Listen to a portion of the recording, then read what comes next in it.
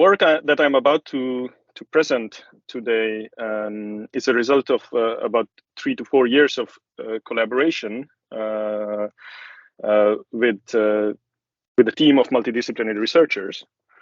And this work, what we basically do is we draw on the notion of imaginary as a research tool to examine alternative conceptions of AI. The aim is that these conceptions are not anchored, let's say, in the existing technological enablers, such as machine learning, deep neural networks, Internet of Things, etc. And at the same time, they are not subordinate to these existing conceptions of AI, how AI has been seen and implemented so far. So it shouldn't be subordinate to this position. In other words, through this work, what we have attempted to do is to capture a distinctly sociological conception of AI that is actually grounded in societal problems, kind of bottom-up approach, and the challenges that are faced by experts from other domains who might use AI and not necessarily are AI experts. So in this regard, I will basically discuss two studies which examine the imaginaries of these experts who come from domain of urbanism and the domain of oncology, about what is a more fitting vision and role of AI in their own work, that is the cities of the future or the cities that they're designing, and on the other hand, in cancer care. As I've already said, that this work has been done in a multidisciplinary team. It also has been an incredible and a valuable opportunity to collaborate with these great researchers from diverse fields, which include social sciences, geography, urbanism, HCI, AI, and also oncology. And I would like to thank all of my co-authors and collaborators to make this work realizable. So the current imaginaries that drive the development of AI technologies are actually very widely criticized for being tech-oriented or market-led rather than stemming from societal challenges. This market-led vision currently dominates what AI is, how it should be invested in, and in what shape and function will it reach the society. Rahvan and colleagues actually highlighted this discrepancy in their 2019 Nature review article, which was called Machine Behavior. The authors note that this one-dimensional and technology-oriented vision not only dictates how AI is conceptualized and designed, but also how it is evaluated and by whom. We draw on the notion of imaginaries as a research tool to look for alternative conception, alternative vision of AI. Our focus on alternative visions of AI basically started from the proposal that introduction of new technologies into society often brings about new and specific problems. Technologies are usually marketed before they are objectively and thoroughly assessed about their potential negative impact. And AI-based technologies are definitely not an exception.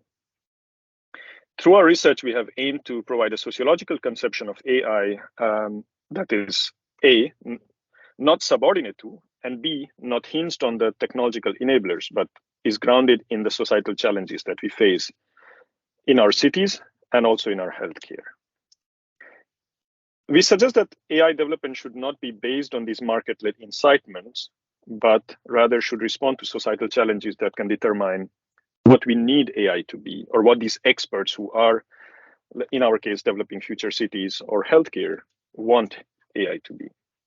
In our research, we have examined these imaginaries in the domain of urbanism and oncology, which I'll be basically presenting in this talk today.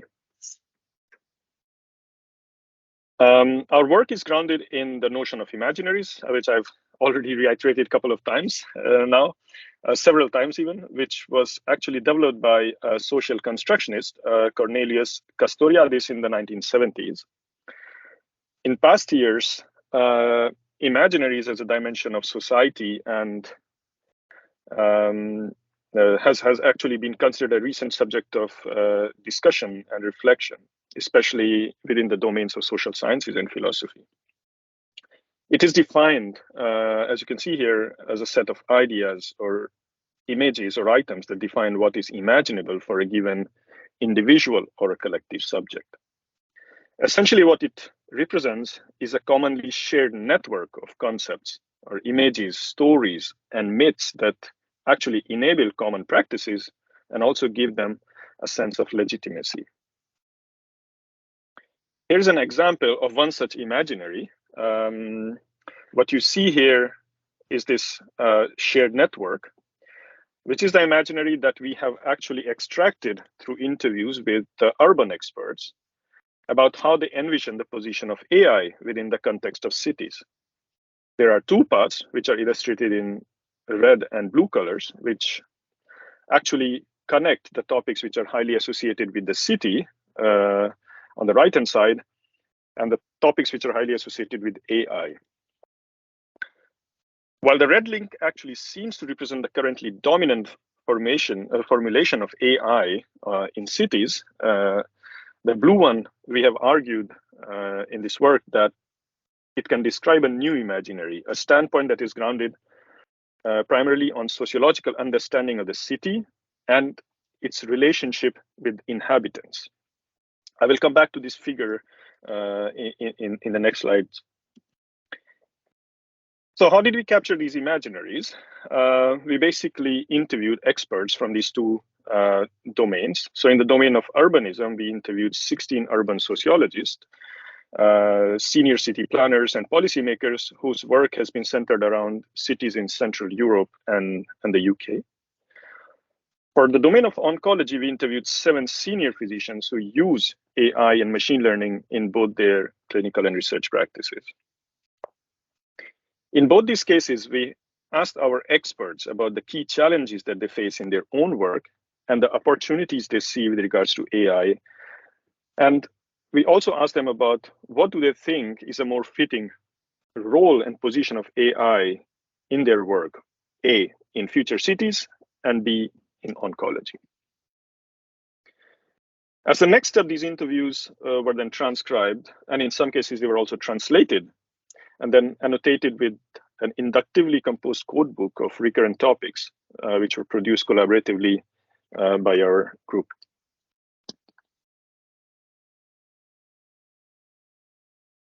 We used mixed method approach, where we have analyzed co-occurrences of these codes and examined how they are formulated by the interviews. And based on that, then we captured this network, the imaginaries that I showed you a couple of slides ago.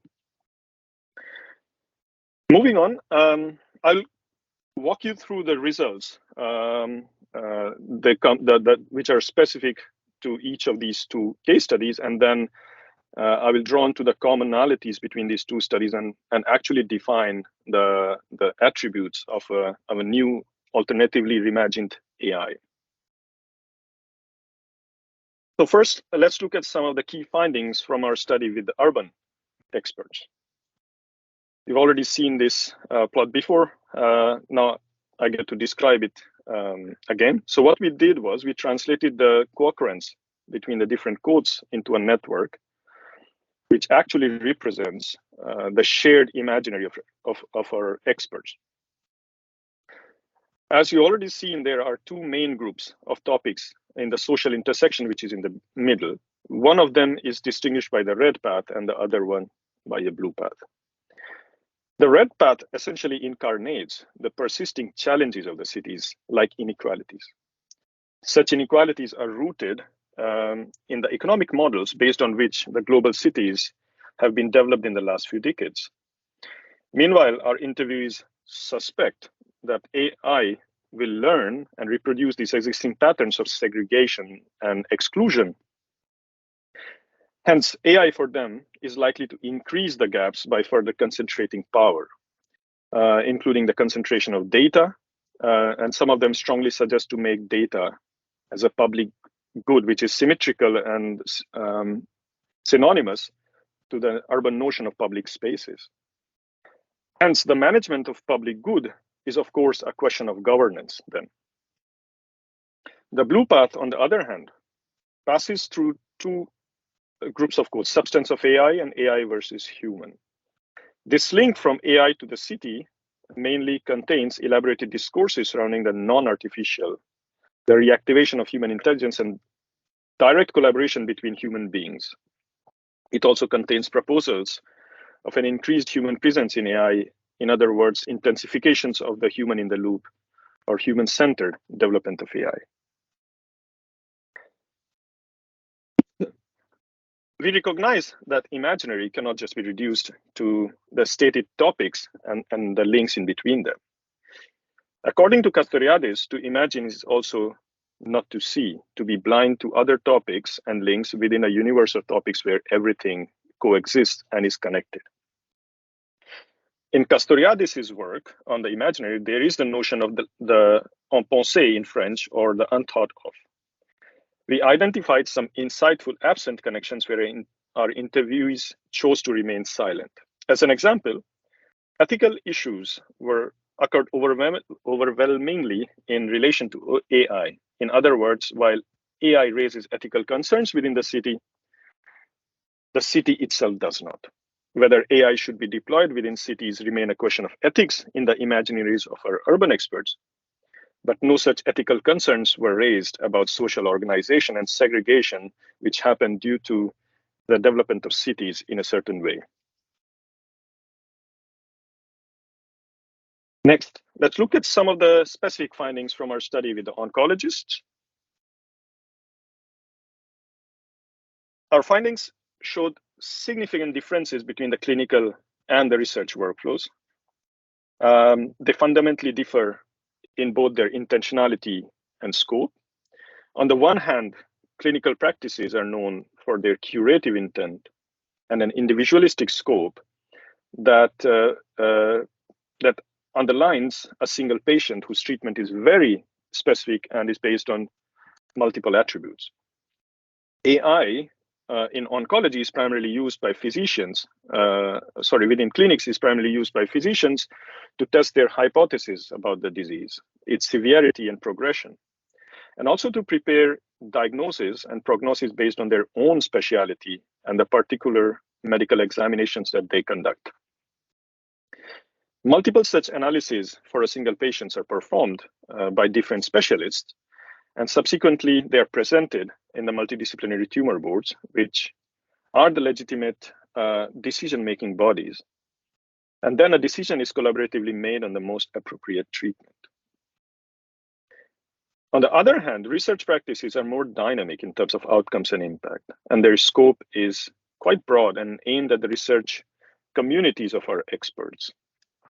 The research practices are mostly retrospective, and they manifest in the comprehensive analysis of data of patient cohorts. They also require minimal to no contact with the patients, and the outcomes are aimed A, towards the generation of new knowledge, or B, towards turning this new knowledge into novel treatments.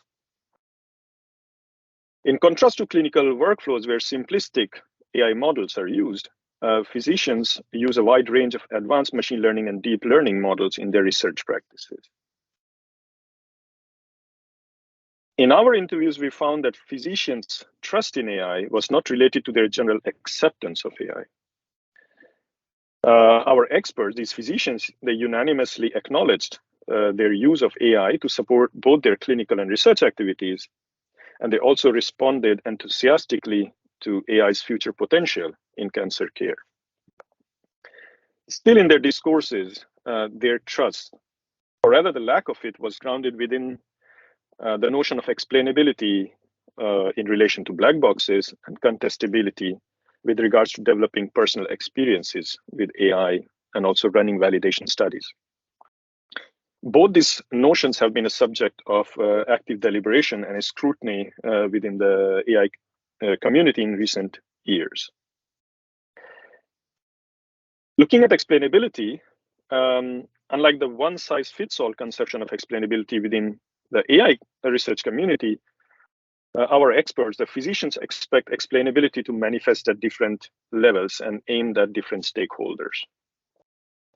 On the clinical side, the explanations are directed both externally and internally. Externally towards the patient, their family, and in some cases, the patient care, that is the insurance. And internally, they're aimed at themselves while they're preparing the diagnosis, and also towards their colleagues when they are having these discussions within the multidisciplinary tumor boards. On the research side, although the explanations are aimed toward the respective research communities of our experts, which may be more accepting of research including black boxes, still, there is a preference and a consistent effort to rely less and less on black boxes and more on intelligible and handcrafted features with which they can relate, our experts can work with. To overcome these challenges that are posed by operationalization of explainability, recommendations have been made to calibrate clinical practices surrounding the use of AI so that these decisions and their impact can be contested. Similar to explainability in the imaginaries of our experts, contestability also manifests at different levels. On the one hand, by empowering patients to weigh in on the treatment plan and strictly relying on existing standards and norms.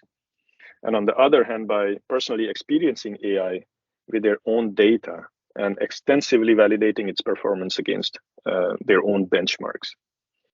So for AI to be meaningfully and properly adopted, HCI and AI researchers should focus on developing synergistic pathways between these two separate contexts, the clinical and the research context, and should focus on removing boundaries that exist between this kind of global and external focus of AI and how it's deployed locally. Now moving to the final phase of the results, where I try to draw commonalities across these two case studies and basically present the attributes of imaginaries of our experts, the urban experts and the medical experts. So in their imaginaries, AI is expected to be contextual, collaborative, controlled, and conscious, which we also refer to as 4Cs in these two papers that I've put on this slide. So these four attributes basically enable us to rethink a more appropriate position of AI within future cities and within everyday clinical and research practices in oncology. So I'll go through each one of them and try to see what are the alignments across the two case studies and in what cases there may be tensions as well. So first, AI is required to be contextual. It conveys that AI requires human beings and their knowledge of the local context, culture, terminology, and workplace practices. Looking at the case study on urbanism, most of our urban experts highlighted that AI can actually provide answers, but people must be there to ask meaningful questions. From this point of view, the real challenge of AI in cities is to be embedded in a reflexive system that can bring together citizens and experts and different stakeholders and their knowledge in a process of collective engagement. On the other hand, in the context of oncology, in the imaginaries of our physicians, for AI to be efficiently incorporated into the everyday practices within the hospital, it must be designed and produced with these practices in mind. Otherwise, it's of limited purpose. Given that there are a variety of working procedures, technical equipment, protocols, and established ways of working, the working cultures can be very locally specific. And as I've already said before, the trust of physicians in AI does not actually result from it becoming generally accepted. They already use AI in their clinical and research practices, but from their personal relationship to AI, which can then be relied on as a sensible working instrument. So in this case, contextuality also then refers to how within cities, the role of AI is more on the periphery assisting people to engage and to work with their own knowledge, whereas in oncology it is to be seen as a tool, a meaningful instrument. And I will come to this in the next slide again. Second, AI is expected to be collaborative in a sense of augmenting human experts. So on the one side, in the context of urbanism, many of our urban experts actually envision a formulation of AI that is based on the link between instruments and information. It is collaborative in the sense of its relationship with humans, and the emphasis on the need for human collective participation, which then leads to the production and dissemination of new knowledge and new intelligence, which in turn is capable of then generating truly innovative solutions to existing urban problems. Some of our experts actually alluded to this metaphor of seeing AI as an apprentice rather than looking at it from a master-slave relationship, which can then grow out to become to go beyond ourselves and can actually help us generate truly innovative ideas and solutions for the cities. In cancer care, however, a collaborative and a democratic process already exists in the decision-making bodies such as the multidisciplinary tumor boards. Therefore, in this context, the physicians envision AI as a collaborator which can actually augment them by helping them combine more multimodal information and by enabling them to visualize more latent and subtle aspects of the underlying biology which they cannot see through their naked eyes, or the amount of information they cannot actually consolidate in the limited time that they have. They expect AI to take initiatives to help them co-create and on also other occasions also spar with them so that they can actually identify cancers and treat them much more effectively. Third, AI is expected to be controlled. It consents with the possibility of human overruling AI and making visible any tacit ideologies which are inherently built into AI-based technologies. In the urban context, this points to the conception of technologies as inherently ideological, that is produced by human beings who have interest and also political intentions. This further alludes to the ethical issues that may arise from the instrumental use of AI to control or manipulate human populations within cities through surveillance. On the other hand, in clinical context, the ideological aspect is of lesser relevance. The ideology of medicine is very straightforward and is very well regulated by law. The problem is thus not only ethical, but also legal. That is, it has to be related to the formulation of guidelines and how well they work. Nevertheless, rather than control as a mechanism that protects the society against the ulterior motives and hidden tacit ideologies of AI creators, the control over AI in oncology seems to be a matter of service to the patient. So in this aspect, this dimension or this attribute of control actually diverges from the case of urbanism and oncology. Finally, AI is also expected to be conscious. This aspect has to do primarily with problems that are related to data as the sole representation of reality, and with the production of solutions which are based on creativity and progressiveness rather than the reproduction of earlier states of the world. In the imaginaries of our urban experts, we have seen a suggestion for a conscious intelligence, which has to be grounded in the evolving public knowledge that is progressive, creative, and generative, rather than relying on rigid ontologies whose validity may not transfer from the past to the future. In the context of cancer care, however, the concern is that the algorithm should ground its outcome in the data that our experts, these physicians, can trust, not only in terms of quantity, but also in terms of quality. The distinction which is more relevant here is the distinction between one's own data and the global institutional data. So in the imaginaries of our physicians, for AI to be adopted, there should be functional synergies between these generalizable and outwardly statistical categories and how they're applied to very specific individual patients within clinics. This is my penultimate slide.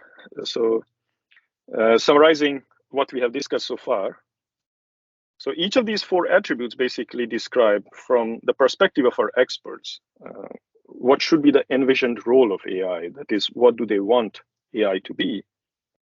This conception is grounded in societal and domain-specific challenges and also represent a departure from the dominant market-driven discourses about what AI currently is and what it should be.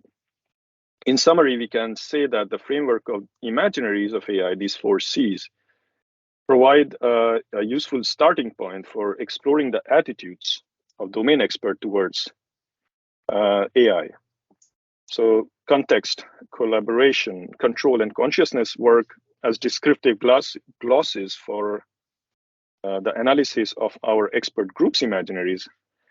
And then they need to be also worked out on the basis of empirical material with data with regards to the specificity of the work that they do in that specific discipline and the specific challenges they face regarding the use or integration of AI in their work or work context.